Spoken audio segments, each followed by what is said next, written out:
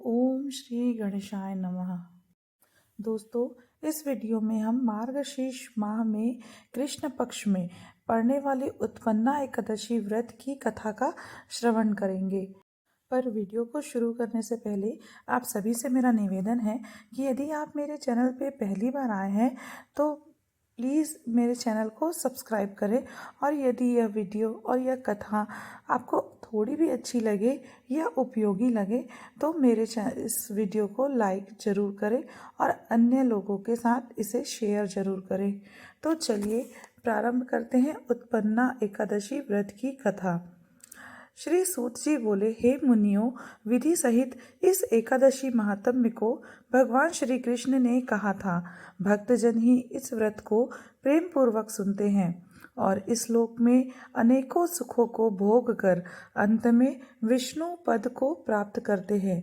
श्री सूत जी ने कहा, हे प्रभु, इस एकादशी व्रत का महात्म्य क्या है? इस व्रत को करने से क्या पुण्य मिलता है और इसकी विधि क्या है? सो आप मुझसे कहिए। ऐसा सुनकर श्री भगवान ने कहा, हे अर्जुन, सबसे पहले हेमंत ऋतु के मार्गशीर्ष महीने में कृष्ण पक्षी एकादशी का व्रत करना चाहिए।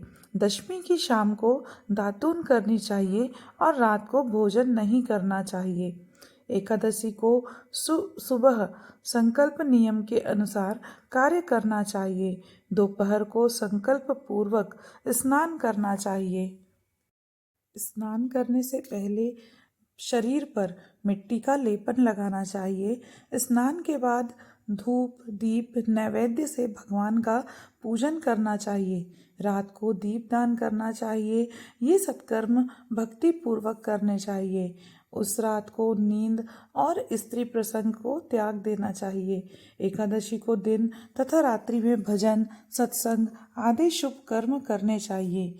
उस दिन श्रद्धा पूर्वक ब्राह्मणों को दक्षिणा देनी चाहिए और उनसे अपनी गलतियों की क्षमा मांगनी चाहिए। धार्मिक जनों को शुक्ल और कृष्ण पक्ष की दोनों एकादशियों को एक सा समझना चाहिए। उनमें भेद मानना उचित नहीं है। विधि के अनुसार जो मनुष्य एकादशी का व्रत करते हैं उनको शंखोद्धार तीर्थ एवं दर्शन करने से जो पुण्य मिलता है वह एकादशी व्रत करने के पुण्य के 16वें भाग के बराबर भी नहीं। व्यतिपात योग में, संक्रांति में तथा चंद्र सूर्य ग्रहण में दान देने से और कुरुक्षेत्र में स्नान करने से जो पुण्य प्राप्त होता है वही पुण्य मनुष्य को एकादशी का व्रत करने से प्राप्त होता है। उससे 10 गुना अधिक पुण्य एकादशी का व्रत करने से मिलता है। 10 श्रेष्ठ ब्राह्मणों को भोजन कराने से जो पुण्य मिलता है वह एकादशी के पुण्य के 10वें भाग के बराबर होता है। निर्जल व्रत करने का आधा फल एक बार भोजन करने के बराबर होता है। उपरोक्त कोई सा एक व्रत जरूर करना चाहिए। एकादशी का व्रत करने पर ही यज्ञ दान तप आदि मिलते हैं, अन्यथा नहीं। अतः एकादशी को अवश्य ही व्रत करना चाहिए। इस व्रत में शंख से जल नहीं पीना चाहिए। मछली सूअर तथा अन्य निरामिष भोजन एकादशी के व्रत में वर्जित है। एकादशी व्रत का फल 1000 यज्ञों से भी अधिक है। ऐसा सुनकर अर्जुन ने कहा, हे भगवान, आपने इस एकादशी के पुण्य को अनेक तीर्थों के पुण्य से श्रेष्ठ तथा पवित्र क्यों बतलाया है? भगवान बोले, हे अर्जुन, सतयुग में एक महाभयंकर दैत्य हुआ था। उसका नाम मूर था। उस दैत्य ने इंद्र आदि देवताओं पर विजय प्राप्त कर उन्हें उनके स्थान से गिरा दिया। तब देवेंद्र ने महादेव जी से प्रार्थना की, हे शिव शंकर, हम सब देवता मूर दैत्य के अत्याचारों से दुखित होकर मृत्यु लोक में अपना जीवन व्यतीत कर रहे हैं। अन्य देवताओं की भी हालत का मैं वर्णन ही नहीं कर सकता। आप कृपा कर इस महान दुख से छूटने का उपाय बतलाइए। शंकर जी बोले, हे देवेंद्र, आप विष्णु भगवान के पास जाइए। इंद्र तथा अन्य देवता महादेव जी के वचनों को सुनकर क्षीर सागर गए, जहाँ पर भगवान विष्णु शेष शैया पर शयन कर रहे थे। भगवान को शयन करते देखकर देवताओं सहित इंद्र ने स्तुति की कि हे देवताओं के देव, आप स्तुति करने योग्य हैं, आपको बारंबार प्रणाम है। हे दैत्यों के संहारक, हे मधुसूदन, आप हमारी रक्षा करें। हे जगन्नाथ, समस्त देव दैत्यों से भयभीत होकर हम आपकी शरण में आए हैं। इस समय दैत्यों ने हमें स्वर्ग से निकाल दिया है और हम सब देवता पृथ्वी पर विचरण कर रहे हैं। अब आप ही हमारी रक्षा कीजिए, रक्षा कीजिए। देवताओं के द्वारा करुणापूर्ण वाणी को सुनकर श्री विष्णु भगवान बोले, हे देवताओं, वह कौन सा दैत्य है जिसने देवताओं को भी जीत लिया है? भगवान के उस अमृत रूपी वचनों को सुनकर इंद्र बोले, हे भगवान, प्राचीन समय में नाड़ी जंगम नाम का एक दैत्य था। उस दैत्य की ब्रह्मा वंश में उत्पत्ति हुई थी। उसी दैत्य के पुत्र का नाम मूर है। उसकी राजधानी चंद्रावती है।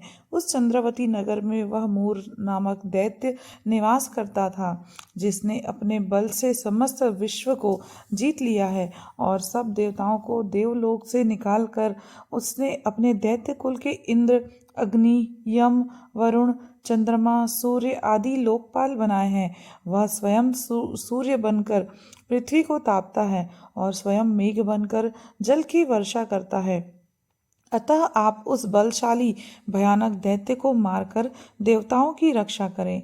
इंद्र के ऐसे वचन सुनकर श्री विष्णु भगवान बोले, देवताओं, मैं तुम्हारे शत्रुओं को शीघ्र ही संहार करूंगा। अब आप उस चंद्रावती नगरी को चलिए। इस प्रकार भगवान विष्णु देवताओं के साथ चल दिए। उस समय दैत्यपति मूर अनेकों दैत्यों के साथ युद्ध भूमि में गरज रहा था। युद्ध प्रारंभ होने पर असंख्य दानव अनेकों अस्त्रों शस्त्रों को धारण कर देवताओं से युद्ध करने लगे, परंतु देवता दैत्यों के आगे एक क्षण भी न ठहर सके। तब भगवान विष्णु भी युद्ध भूमि में आ गए। जब दैत्यों ने भगवान विष्णु को युद्ध भूमि में देखा तो उन पर अस्त्रों शस्त्रों का प्रहार करने लगे। भगवान भी चक्र और गदा से उनके अस्त्र शस्त्रों को नष्ट करने लगे। इस युद्ध में अनेकों दानव सदैव के लिए सो गए, परंतु दैत्यों का राजा मूर भगवान के साथ निश्चल भाव से युद्ध करता रहा। भगवान विष्णु मूर को मारने के लिए जिन जिन शस्त्रों का प्रयोग करते थे, वे सब उसके तेज से नष्ट होकर उस पर पुष्पों के समान गिरने लगे। अनेकों अस्त्रों शस्त्रों का प्रयोग करने पर भी भगवान विष्णु उस दैत्य से देवताओं के लिए सहस्त्र वर्षों तक युद्ध करते रहे, परंतु उस दैत्य को न जीत सके। अंत में विष्णु भगवान शांत होकर विश्राम करने की इच्छा से बद्रिकाश्रम चले गए।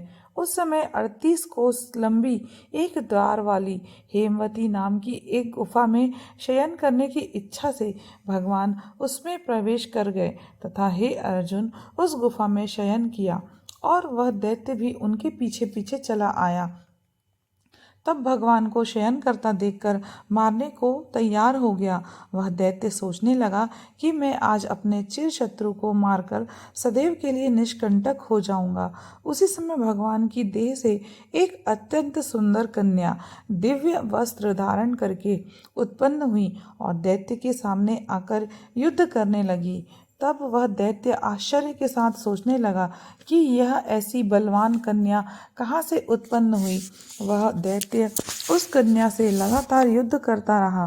कुछ समय बीतने पर उस कन्या ने क्रोध में आकर उस दैत्य के अस्त्र शस्त्रों के टुकड़े टुकड़े कर दिए। उस कन्या ने उसका रथ तोड़ डाला। तब तो वह दैत्य महान क्रोध करके उससे मल्ल युद्ध करने लगा। उस कन्या ने उसको धक्का मारकर मूर्छित कर दिया। उठने पर उसका सिर काट लिया।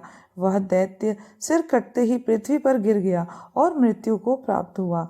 अन्य समस्त दानव भी ऐसा देखकर पाताल लोक को चले गए। जब भगवान विष्णु की निद्रा टूटी तो उस दैत्य को मरा देखकर अत्यंत आश्चर्य करने लगे और विचारने लगे, इस दैत्य को किसने मारा है। तब वह कन्या भगवान से हाथ जोड़कर बोली कि हे भगवान, यह दैत्य आपको मारने को तैयार था, तब मैंने आपके शरीर से उत्पन्न होकर इसका वध किया है। इस पर भगवान बोले, हे कन्या, तूने इसको मारा है, अतः मैं तेरे ऊपर अत्यंत प्रसन्न हूँ। तूने तीनों लोकों के देवताओं को सुखी किया है, इसलिए तू अपनी इच्छा अनुसार वरदान मांग। कन्या बोली, हे भगवान, मुझे यह वरदान दीजिए कि जो मेरा व्रत करे उसके समस्त पाप नष्ट हो जाए और अंत में स्वर्ग लोक को जाए, और मेरे व्रत का आधा फल रात्रि को मिले और उसका आधा फल एक समय भोजन करने वाले को मिले। जो मनुष्य भक्ति पूर्वक मेरे व्रत को करे वे निश्चय ही विष्णु लोक को प्राप्त करे। कृपा करके ऐसा ही वरदान दीजिए। जो मनुष्य मेरे दिन तथा रात्रि को एक बार भोजन करे वे धन धान्य से भरपूर रहे। इस पर भगवान विष्णु उस कन्या से बोले, हे कल्याणी, ऐसा ही होगा। मेरे और तेरे भक्त एक ही होंगे और अंत में संसार में प्रसिद्धि को प्राप्त होकर मेरे लोक को प्राप्त करेंगे। हे कन्या, एकादशी को पैदा होने से तेरा नाम भी एकादशी हुआ। जो मनुष्य इस दिन व्रत करेंगे उसके समस्त पाप जड़ से नष्ट हो जाएंगे और अंत में मुक्ति को प्राप्त करेंगे। तू मेरे लिए अब तीज, आठे, नौमी और 14 से भी अधिक प्रिय है। तेरे व्रत का फल सब तीर्थों के फल से भी महान होगा। यह मेरा कथन सत्य है। ऐसा कहकर भगवान अंतर ध्यान हो गए। भगवान बोले, हे अर्जुन, सब तीर्थों सब व्रतों के फल से एकादशी व्रत का फल सर्वश्रेष्ठ है। मैं एकादशी व्रत करने वाले मनुष्यों के शत्रुओं को नष्ट कर देता हूँ और उन्हें मोक्ष देता हूँ। उन मनुष्यों के विघ्नों को मैं स्वयं ही नष्ट कर देता हूँ। हे अर्जुन, यह मैंने तुमसे एकादशी की उत्पत्ति के बारे में बतलाया है। एकादशी व्रत समस्त पापों को नष्ट करने वाला और सिद्धि को देने वाला है। जो मनुष्य एकादशी महात्म्य को श्रवण व पठन करते हैं उनको अश्वमेघ यज्ञ का फल मिलता है। इस उत्पन्ना एकादशी की व्रत की कथा के पढ़ने एवं सुनने वालों की सभी मनोकामनाएं पूर्ण होती है। आप सभी को यह कथा सुनकर अत्यंत ही आनंद मिला होगा। इसी कामना के साथ इस वीडियो को यहीं समाप्त करते हैं। यदि यह कथा आपको थोड़ी भी उपयोगी या अच्छी लगी हो तो प्लीज़ मेरे चैनल को सब्सक्राइब करें, इस वीडियो को लाइक ज़रूर करें और कमेंट में जय श्री हरि विष्णु अवश्य ही लिखें।